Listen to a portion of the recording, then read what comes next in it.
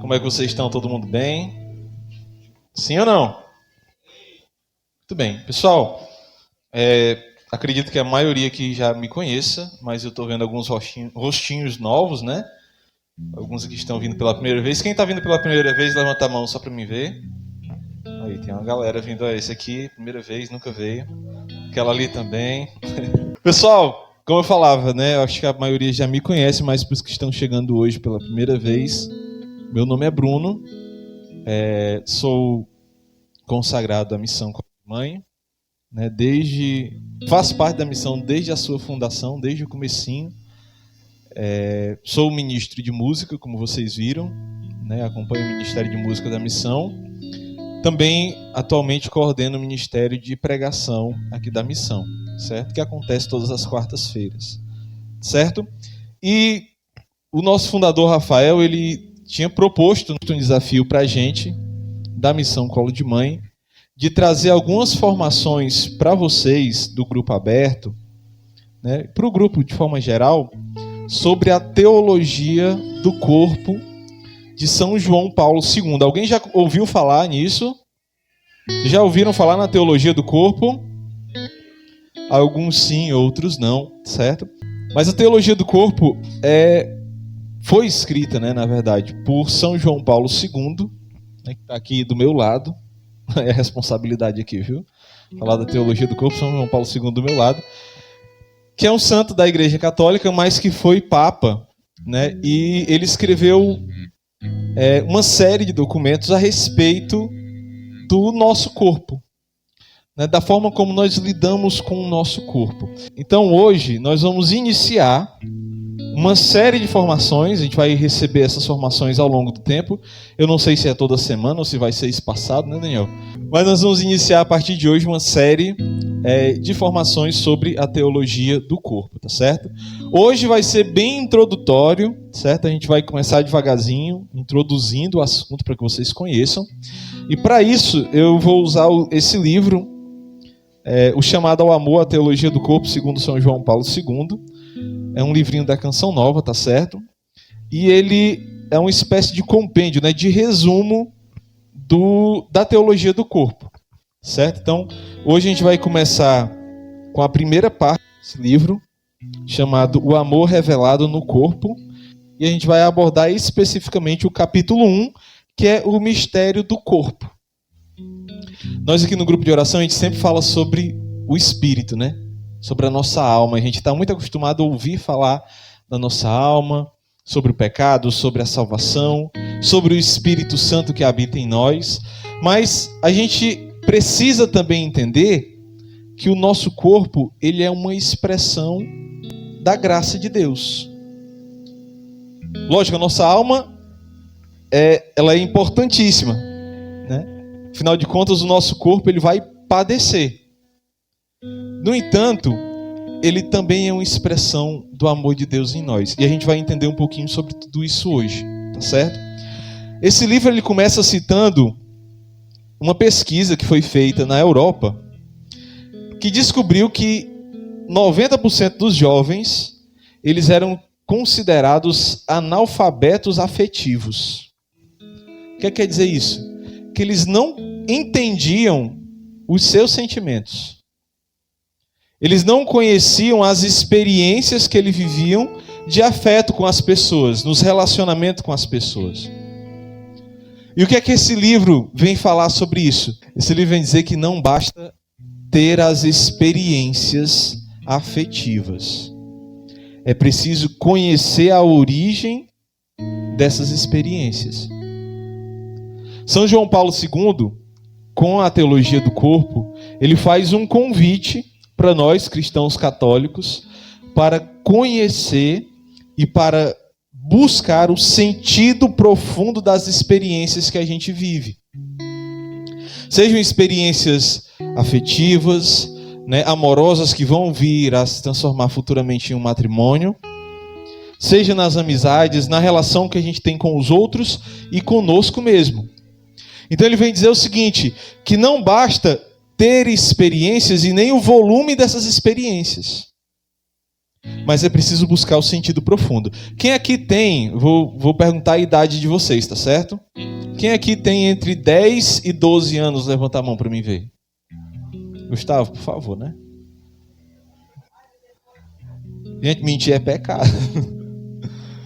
Quem tem entre 12 e 15? Levanta a mão para mim ver. Povo mentiroso. Entre 15 e 20 anos. Ok. Mais de 20. Quem tem mais de 20? Ok. Quem tem mais de 80? Cadê ele? Foi tomar um remédio. Enfim. Por que eu perguntei isso? Porque a maioria de vocês está nessa faixa etária, tá, de 12 a 20 anos, que estão passando por transformações. Certo? Transformações que são biológicas. E com essas transformações, existe a tendência de você querer experimentar coisas novas. E aí você começa experimentando, porque o seu corpo está se transformando. E aí você conhece aquele rapazinho na escola, você começa a gostar dele, aí você vai lá e fica com ele. Só que aí esse só ficar é pouco, você sentiu a experiência, mas você tem um desejo maior, algo mais, e aí você vai se aprofundando, e o que é que esse livro vem dizer? Que não basta ter experiências. Ele faz até uma referência com a música, né? Se você não consegue enxergar a beleza de uma melodia, se você não consegue entender a beleza de uma melodia, não adianta aumentar o volume. Eu coloco aqui uma música clássica. Aí a maioria de vocês diz, que brega isso, né? E os meninos que são músicos dizendo, caraca, que massa, olha aí esse, né? Por quê? Porque os meninos que são músicos, eles já entendem o sentido daquilo. E para você que não entende, que acha brega, se eu aumentar o volume faz piorar, sim ou não? Não é assim? Então esse livro vem dizer exatamente o seguinte, que para quem não entende a beleza de uma melodia, nada serve a aumentar o volume. O certo é compreender aquela melodia. Assim é com o nosso corpo. Se eu não entendo o sentido real das experiências afetivas que eu estou vivendo, não adianta eu aumentar o volume dessas experiências. Não adianta eu sair experimentando. Porque hoje tem disso, né? A pessoa não começa o namoro. Ela, não, tem que primeiro experimentar para poder ver se é bom. Em vez de trilhar um caminho, como a gente recomenda, né? Passar um período de amizade, conhecer na amizade primeiro. Então veja, não adianta, repito mais uma vez, não adianta ter a experiência sem ter a reflexão. E aí vocês vão anotar essas duas palavras, tá? Experiência e reflexão. Quem trouxe o livro, quem trouxe o caderno, levanta o caderninho aí para me ver. Quem está chegando hoje pela primeira vez, recomendo que você traga um caderno, tá certo? O que é que eu recomendo que quem está chegando pela primeira vez traga sempre para o grupo de oração? Caderno e Bíblia, tá bom? A gente vai sempre usar caderno e Bíblia. Caderno pode ser qualquer caderno. Não precisa ser agenda, nem caderno de matéria. Pode ser aquele caderninho mais simples que tem. Tá bom? Então anota aí. Experiência e reflexão. Os dois precisam andar juntos. Tá certo, galera? Os dois precisam andar juntos. A prática e a teoria. Não é assim? Elas não podem ser dissociadas. A experiência e a reflexão também não. E o que acontece? São João Paulo II, ele nos convida a fazer essas reflexões a partir da teologia do corpo. Ou seja, não ficar só na experimentação, mas começar também a fazer uma reflexão. E ele nos convida a fazer essa reflexão a partir das chamadas experiências originárias. Tá certo? Aí você vai escrever aí, experiências originárias. São 3, tá certo? São João Paulo II cita 3 experiências originárias. Quais são elas? Estão anotando? Primeira, a solidão. Qual é a primeira? Todo mundo anotou? Sim ou não? Ok. A segunda experiência originária é a unidade. Qual é a segunda? Unidade. Qual é a primeira? Solidão. E qual é a terceira? A terceira é a nudez originária. Qual é a terceira? Nudez originária. Bruno, de onde é que vem essas experiências originárias? Vem lá de Gênesis, tá? Essas experiências são citadas em Gênesis. Eu vou explicar para vocês ao longo da pregação de hoje. São João Paulo II convida a gente a refletir sobre essas experiências originárias por um motivo. Porque Jesus fazia a mesma coisa. Quando alguém chegava com algum problema para Jesus, né, ele fazia exatamente isso. Ele trazia, vamos ver qual é a raiz de tudo. Vamos ver qual é o princípio, qual é a origem de tudo. Certa vez, chegaram alguns fariseus para fazer uma pergunta para Jesus. E aí quem trouxe a Bíblia vai abrir agora em Mateus 19, versículo 3 em diante, tá bom? Mateus 19, versículo 3 em diante.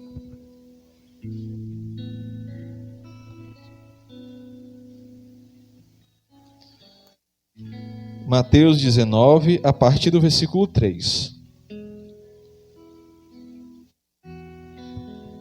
Quem achou diz amém. Quem não achou diz misericórdia. Essa aqui é velha, né? Tem que mudar essa. Quem quer ler bem alto e bonito para a gente ouvir? A partir do 3.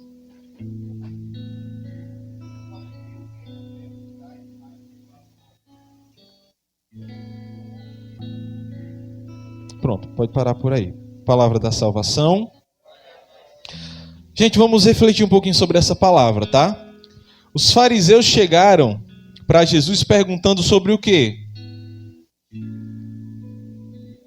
Sobre o divórcio.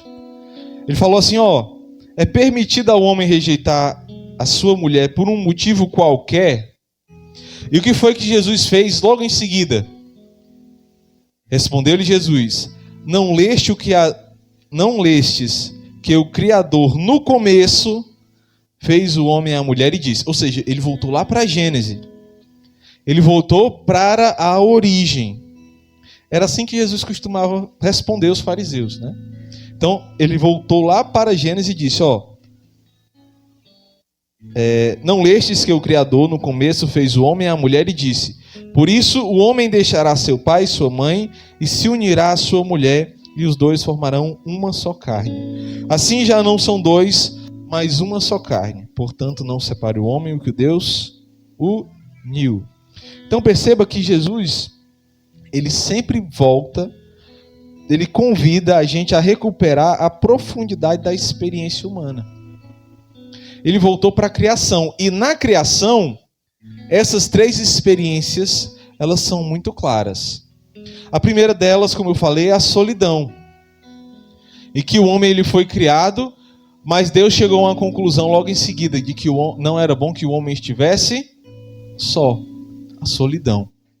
A outra é a unidade, né? Porque no Éden, homem e mulher eles viviam em plena unidade entre eles e com Deus. E a terceira é a nudez.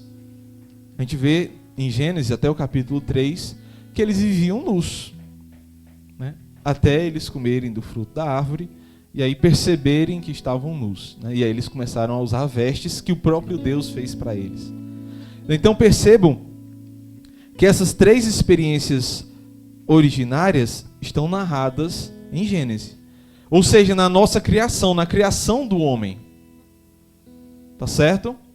E por que é importante a gente voltar lá para a criação? E aqui eu vou citar um autor que a gente, inclusive, já discutiu lá no Quebrando as Regras, né, Paty? Que foi o Tolkien. Quem é que conhece o Tolkien? Autor de O Senhor dos Anéis. Só o menino ali sozinho levantando. Para quem não sabe, o autor do Senhor dos Anéis é um cristão católico, né? E ele escreveu alguns livros além do Senhor dos Anéis. Um deles foi o Silmarillion. O Silmarillion, ele conta a história da criação de forma quase que alegórica, por mais que ele não goste muito de alegorias, né? E lá ele cita que a criação é como se fosse uma canção. Mas que, segundo ele, essas experiências originárias são como uma música, né? Cuja primeira harmonia foi distorcida pelo pecado. Então, de fato, quando nós fomos criados, essas experiências originárias, elas eram puras. Elas eram boas. Mas o pecado, ele corrompeu essas experiências originárias. Como diz aqui no Silmarillion, né? A primeira harmonia foi distorcida pelo pecado. E certa vez, no jubileu do ano 2000, né, lá no Vaticano, pediram para... eu vou ler esse trecho porque é uma historinha, certo? Mas que vai ajudar a gente a refletir justamente sobre o grande jubileu do ano 2000. Ele diz o seguinte: estávamos no Vaticano e se preparava a comemoração do grande jubileu do ano 2000, convocado por João Paulo II. Entre as obras executadas para dar brilho à cidade eterna, havia uma de primeira grandeza: a limpeza da fachada da Basílica de São Pedro. Era preciso retirar uma grossa camada de poeira acumulada com o passar dos séculos e com a poluição moderna. Os técnicos iniciaram o seu trabalho com grande delicadeza, pois se tratava de manusear pedras muito antigas e de grande valor. Por esse motivo, ficaram consternados quando, depois da aplicação de seus produtos químicos, surgiu um mármore de cor verde nas janelas da fachada central. Tinham errado o tratamento, deteriorado para sempre tamanha obra de arte? Não foi bem assim. De fato, consultando os antigos mapas da Basílica, deram-se conta que haviam encontrado a cor original da pedra, que esteve coberta por tantas camadas de pó que nem mesmo os mais antigos do lugar lembravam a sua beleza original. Por que é que eu li esse trecho e eu achei ele importante, né? Porque, como eu falava, as experiências originárias, elas eram boas no princípio. Mas ao longo do tempo, aconteceu o que aconteceu com as pedras da Basílica. Foi se acumulando tanta coisa, tanta poeira, que ninguém lembrava mais a cor original. Não tem aquela história de que uma mentira contada várias vezes se torna verdade, não é isso? Então essas experiências ao longo do tempo, elas foram sendo esquecidas. Justamente por isso, né? Com o passar dos anos. Então é importante que a gente sempre retorne para a criação, para o momento em que nós fomos criados. Que a gente sempre retorne ao nosso Criador, tá certo? E é isso que São João Paulo convida a gente a fazer através da teologia do corpo. Apesar de que ele considera essa prática, né, de voltar às experiências originais algo muito difícil. Inclusive ele diz que se você quer encontrar a fonte, você tem sempre que subir contra a correnteza. E subir contra a correnteza é algo difícil, dificultoso, né? Você exige mais esforço. Então, para que a gente volte a essas experiências, é difícil, tá? Exige um esforço nosso. Lembra para mim de novo quais são as 3 experiências. Qual era a primeira? Solidão. Qual é a segunda? Unidade. A terceira? Nudez originária. Então, a primeira de todas é a solidão. Certo? A solidão do princípio. Que, como a gente vê lá em Gênesis, essa parte específica está em Gênesis 2, tá? Versículo 18. Não é bom que o homem esteja só. E aqui, na passagem, né, Deus se referia especificamente a Adão, e em seguida ele removeu uma costela, não é assim que está no texto, de Adão, e criou Eva, que passou então a ser a sua companheira. Entretanto, essa solidão, ela é algo ainda mais profundo. Vejam que Adão, quando ele foi criado, ele começou a explorar a criação, não foi assim? Deus ordenou que ele fosse e desse nome aos animais e às plantas também, né? A tudo que existisse. E à medida que o homem ia e procurava tudo, ele estava cercado de toda a criação. Ele não estava fisicamente sozinho. O homem tinha lá toda a criação para ele. Mas, apesar disso, nada tirava uma inquietude que existia no homem. Em nós, seres humanos, existe uma inquietude, que ela é natural. Essa inquietude, no entanto, ela não está relacionada a encontrar um parceiro, uma parceira. Mas é o contrário, ele diz o seguinte, ó: a solidão não se reduz ao fato de que Adão não tinha ainda encontrado Eva. O homem experimenta a solidão original porque não encontra no mundo nada que sacie a sua inquietude. A vida humana, ela é dirigida para o mistério da transcendência para o próprio Criador. Ou seja, essa solidão que nós sentimos é um desejo nato pelo nosso Criador, por Deus. E só o ser humano tem isso. O ser humano, desde o princípio, se você for olhar para a história humana, todas as civilizações, elas tinham esse ímpeto de buscar um Deus criador. Porque Deus nos criou com essa inquietude. Nada sacia essa inquietude do homem. Por isso nós nos sentimos só.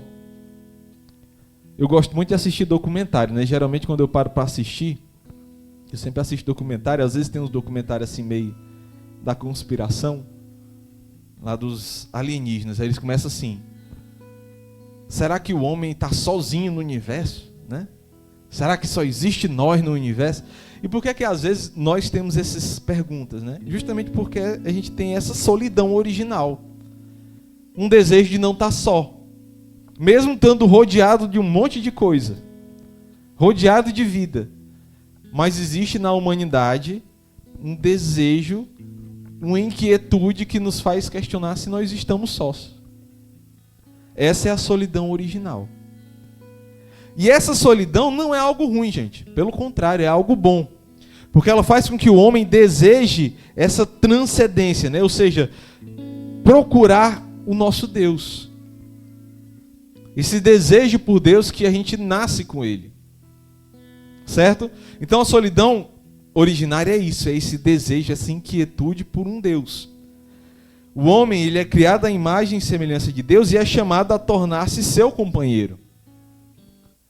Certo? Antes de encontrar, como Adão encontrou Eva, né? Que foi criada para ele. Antes disso, nosso convite inicial é ser companheiro de Deus. Tá certo? Santo Agostinho, ele falava o seguinte: fizeste no Senhor para ti, e o nosso coração será inquieto enquanto não descansar em ti. E isso é verdade. Enquanto o nosso coração não descansa em Deus, a gente vive essa inquietude da solidão originária. Tá dando para compreender até aqui, gente? Sim ou não?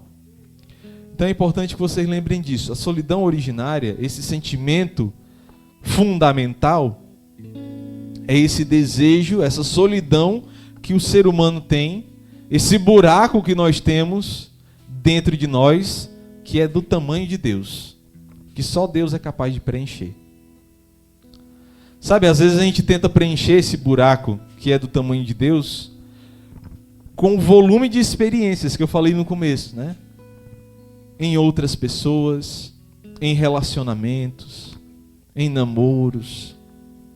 E o que é que acontece, gente? Nada vai preencher esse vazio. Porque esse vazio, esse buraco que existe no nosso coração, ele é do tamanho de Deus. E Deus é eterno, então só Ele. Né? Só Ele para preencher essa solidão que nós sentimos.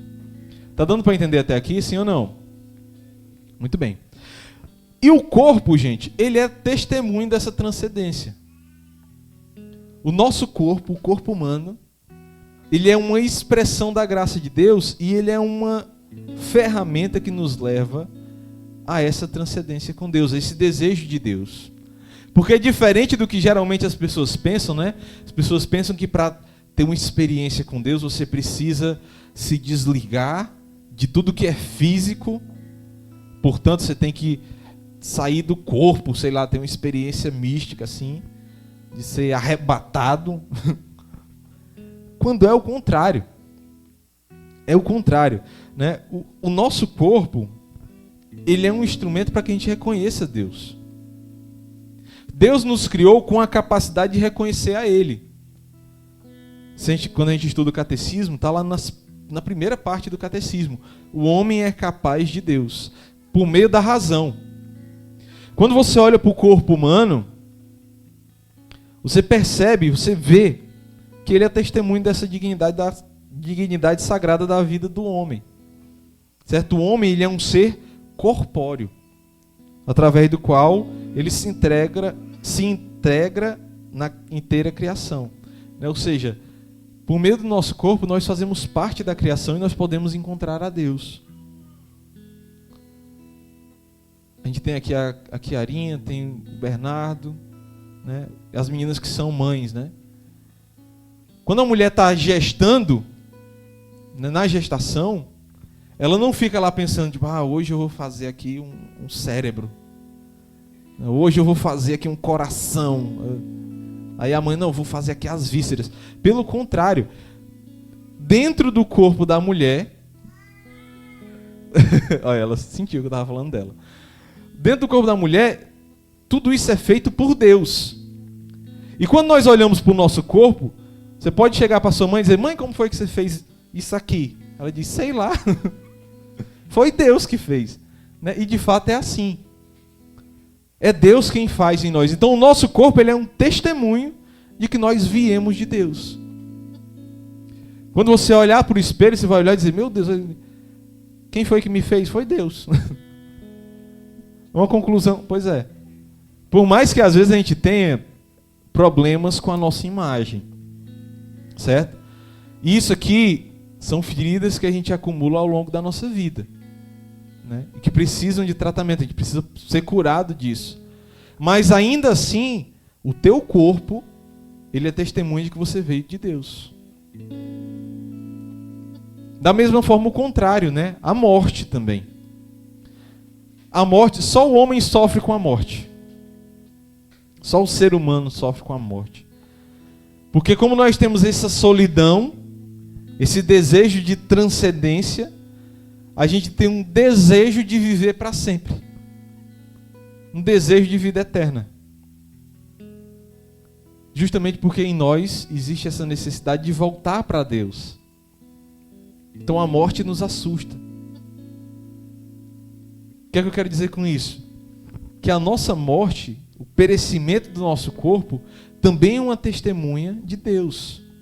Então a gente pode contemplar a Deus pela nossa razão, no nascimento e na morte. Certo? Então o nosso corpo, a gente precisa a partir de agora começar a enxergar o nosso corpo como algo sagrado. Por mais que muitas vezes a gente pregue na luta contra a carne e assim por diante, né? Mas o nosso corpo, ele é sagrado. Ele é obra de Deus. Certo? E não só ele é obra, mas ele é você. Porque às vezes a gente tenta, não, o meu corpo ele é perecível, ele não sou eu. Né? Mas na verdade não. O nosso corpo, gente, é diferente. Por mais que a gente chame, o meu corpo, né? Da forma como a gente fala, o meu celular, a minha moto, o meu cachorro, né? Ele não é um objeto. Porque diferente de todo o resto que a gente chama de meu, né? Tudo pode ser roubado da gente. Podem roubar o nosso carro, a nossa moto, pode roubar o celular, mas ninguém rouba o teu corpo. Porque ele faz parte de você. Né? E a teologia do corpo vem dizer justamente isso, que você é o seu corpo. O seu corpo, ele é o lar da tua alma. É por meio do teu corpo que tu vai interagir com os outros, com os teus irmãos, com a criação. Certo? Então, enquanto nós estamos aqui neste mundo terreno, O nosso corpo e nós somos a mesma coisa. Por mais que o corpo pereça e a alma permaneça. Mas ainda assim, nós somos o nosso corpo. Certo? Então não basta afirmar que o meu corpo me pertence, mas eu tenho que acrescentar, eu sou o meu corpo. Isso não significa que a gente é apenas matéria, né? Porque o ser humano ele é corpo e espírito. Tá bom? Mas ele faz parte da definição mais profunda de si mesmo. Tá certo? Tá dando para entender até aqui, gente? Sim ou não?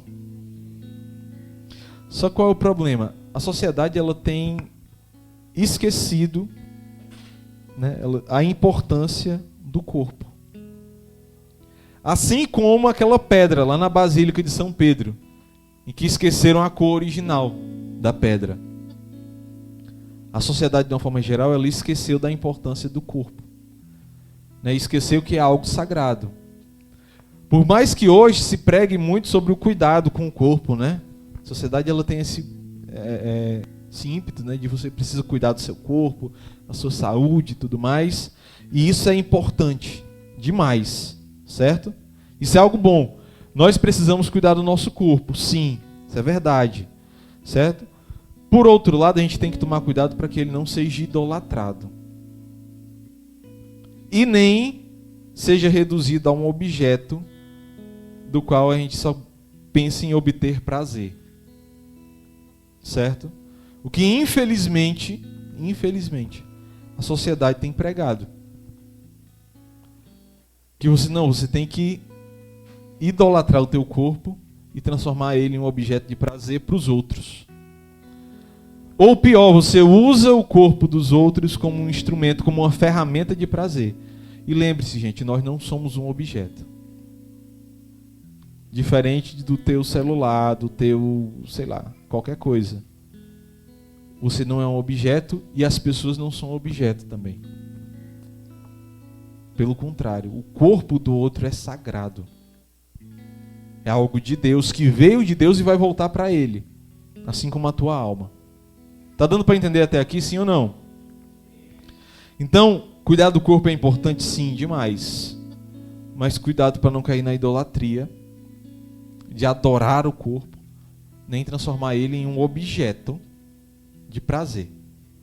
Certo? O corpo é, por um lado, o meio pelo qual participo do mundo.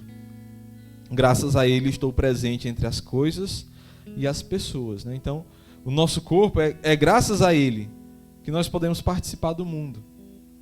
Certo? Participar da criação. Certo? O nosso corpo ele é parte da criação de Deus. Certo? E como tal, precisa ser visto como algo sagrado. Certo? Além disso, Deus ele fala conosco através do nosso corpo. É graças ao nosso corpo que nós sabemos que nós estamos aqui de passagem. Como eu falei para vocês, né? Do nascimento e da morte.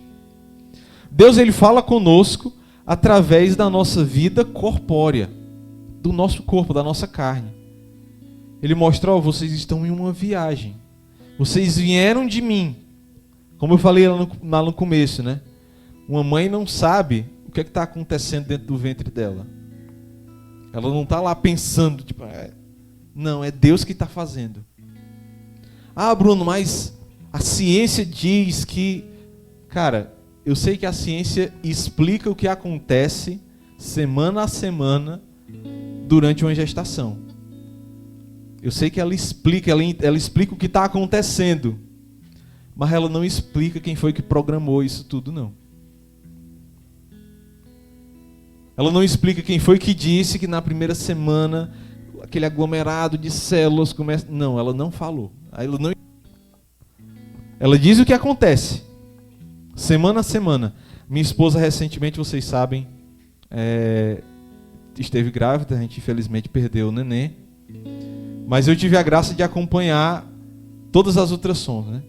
Tudo, assim, eu acompanhei tudo.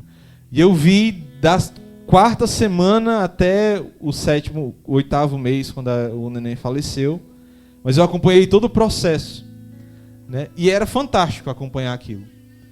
Porque eu via o corpo humano se formando E eu não sabia, nem minha esposa, como é que a gente tinha feito.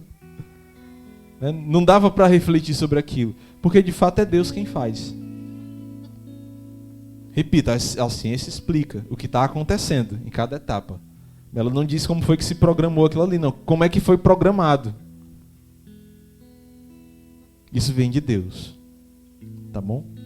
Então, por meio do nosso corpo, Deus se comunica com a gente. Não através apenas do Espírito, mas do nosso corpo também.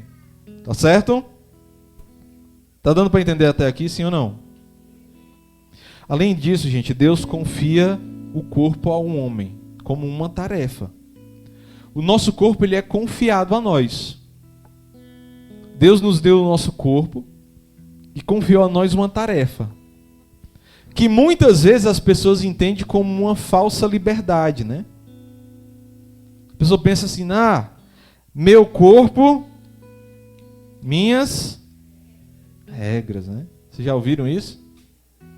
O corpo é meu, eu faço dele o que? Só que qual é o problema, gente? Deus ele nos deu o nosso corpo, de fato.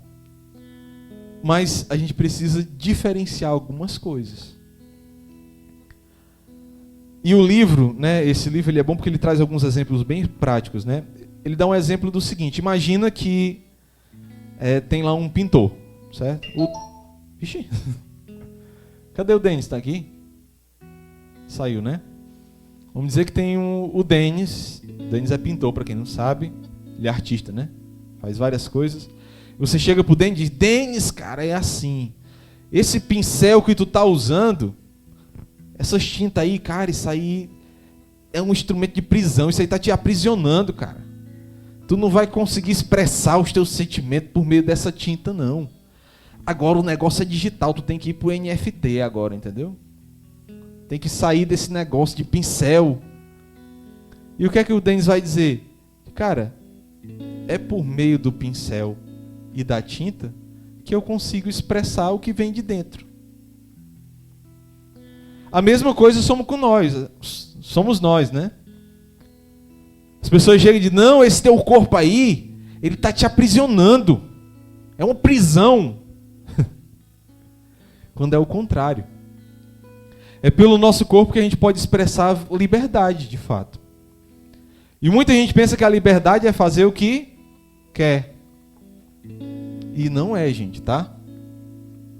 Se você faz o que você tem vontade, você é escravo da sua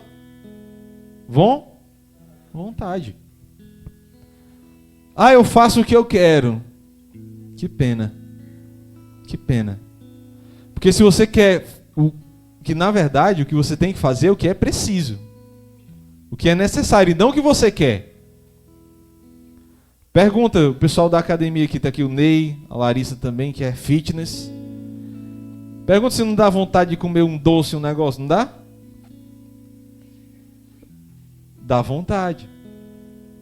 Comer pizza é bom demais, é ou não é? Mas para um benefício maior, eles precisam abrir mão daquilo, sim ou não? Por mais que tenha vontade. Mas a disciplina fala mais alto nessa hora, sim ou não? Então o que é que eu quero exemplificar com isso?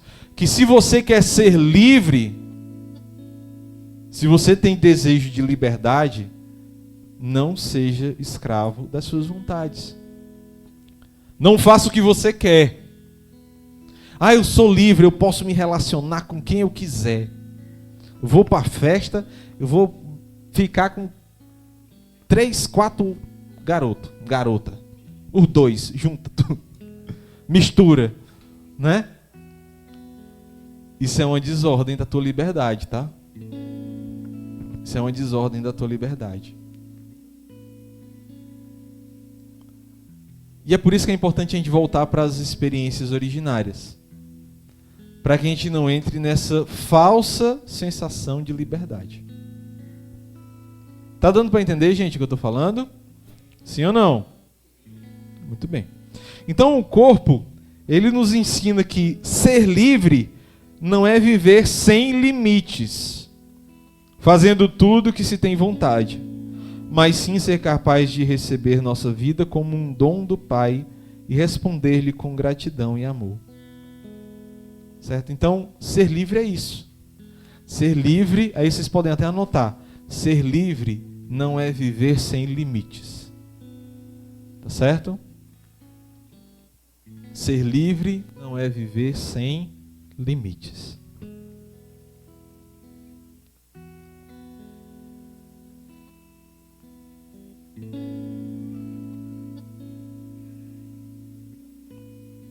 Olha o que são já estou falando, ia chamar São Bento XVI. Ó. Vai que é profecia, né? Cardeal Ratzinger. Ele diz o seguinte, ó. Isso é o que entende Bento XVI quando fala do corpo, como região de liberdade. Ou seja, para sermos livres, não precisamos escapar do corpo, como se ele fosse uma prisão. Ao contrário, temos que acolhê-lo, aceitá-lo como um presente que permite nos comunicarmos criativamente com os homens, usando a linguagem do amor. Certo? Então, para que a gente seja livre, a gente não tem que escapar do corpo. O que as pessoas e a sociedade, de uma forma geral, tem pregado nos dias de hoje, né? Que você nasceu homem, mas o seu corpo, isso aí é uma prisão. Isso é uma prisão, você está aprisionado no corpo de um homem. Você, na verdade, é um dinossauro. Existem essas coisas, tá?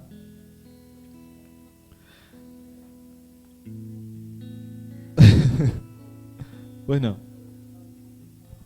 Eu também estou aprisionado no corpo de um pobre há algum tempo. Mas que bom, né? Isso é um instrumento da minha liberdade também. Olha essa frase, ó. Nosso corpo, ele foi dado para que o modelemos. Aí o pessoal fitness, ó, modelar o corpo. Como é dada a pedra ao escultor, como é dado a pedra ao escultor ou o som ao músico. Seguindo o convite escrito no corpo, podemos fazer dele uma expressão de nosso amor a Deus e aos demais homens. Então o nosso corpo, gente, ele acumula, certo? Ele fala aqui que o nosso corpo ele foi dado para que a gente o modele. E de fato o nosso corpo ele acumula as experiências que a gente vive ao longo da vida, sabiam disso? Sim ou não? Sim, o nosso corpo ele tem essa capacidade biológica. Se você é uma pessoa que trabalha lá com carvão, né, Daniel? Daniel era adolescente e trabalhava assim com carvão, mas o avô dele.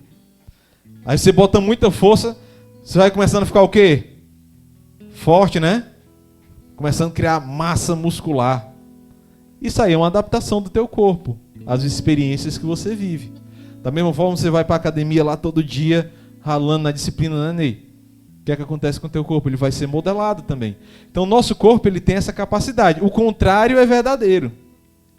Se você está lá sem fazer nada, só na Netflix e na Coca-Cola. Só na batata frita. O que é que vai acontecer? Vai crescer o bucho, não é assim? Nosso corpo, estou falando de emagrecer e disso aí, mas não só isso, tá certo? Mas as cicatrizes que ficam no nosso corpo, quando a gente se fere, quando a gente se machuca, quando a gente passa muito tempo no sol, não é assim? Alguém falou. Quando a gente fica no sol, o que acontece? A gente fica com a pele mais escura, não é assim? Queima, descasca. É ou não é? Alguns de nós perdem cabelo com o tempo. Né, Raul? E eu também. Né, Gustavo? Porque o nosso corpo ele tem essa capacidade de ser modelado. E quando ele tem essa capacidade de ser modelado, a gente precisa modelar ele para Deus também. A gente precisa transformar o nosso corpo em uma expressão do nosso amor a Deus. E como é que eu faço isso? De várias formas. Uma delas é o trabalho. Trabalhar para o reino de Deus. É usar o nosso corpo como um instrumento para Deus. As meninas que dançam, né? Que fazem teatro, Ministério das Artes. Usam ou não usam o corpo como uma expressão do amor de Deus? como um sinal do amor de Deus. Usam, não é assim? Pois muito bem, as experiências que a gente acumula precisam ser usadas para isso também.